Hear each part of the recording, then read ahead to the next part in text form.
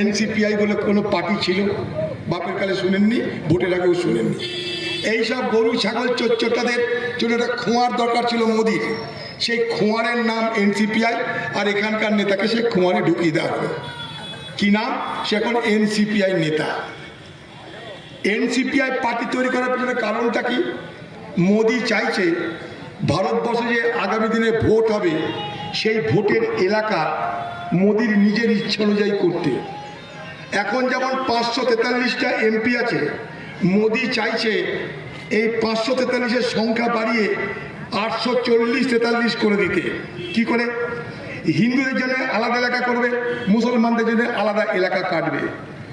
হিন্দুদের এলাকাগুলোতে বিজেপিকে জেতাবে, আর মুসলমান এলাকায় যে জিতলো বা হলো মোদির কিছু যায় আছে না।